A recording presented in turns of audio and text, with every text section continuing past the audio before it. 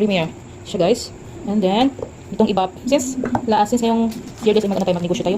Simulan natin magnegosyo guys, pangdagdag kita. And then, maglagay ako ng cocoa powder guys. Then, 1/4 brown sugar.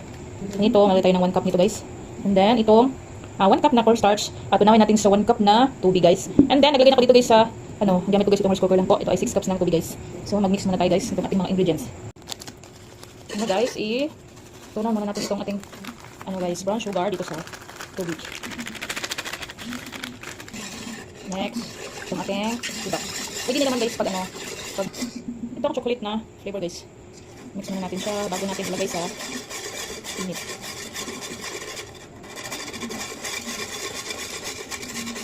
Ang cornstarch ito. So, magamit ko ang cup para sa ating, ano na siya. Tunawin natin yung mamaya. Maglagay tayo ng 1 cup ng cocoa, sweetened. Siya guys, ating ito na dito. Bago natin siya lagay sa apoy guys, dapat mix siya lahat. Para hindi mabubuo guys. Yan siya. Yan. Then, haluin ng mabuti.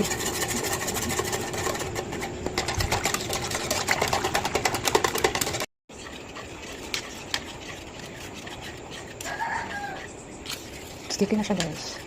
Pwede na natin siyang i-transfer palamigin guys. Okay.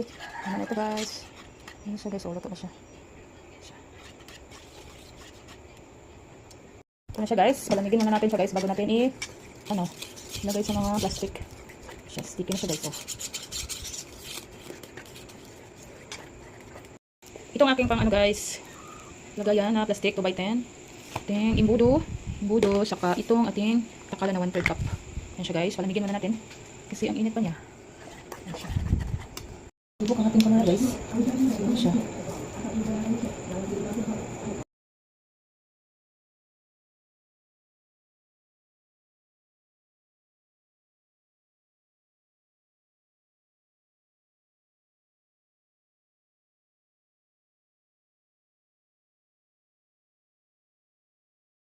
Sa mga nagawa ko, 28 pieces. 28 pieces siya guys. Ilagay namin sa ref. Para pa tigasin. Bukas, i-test natin ang lambot niya guys.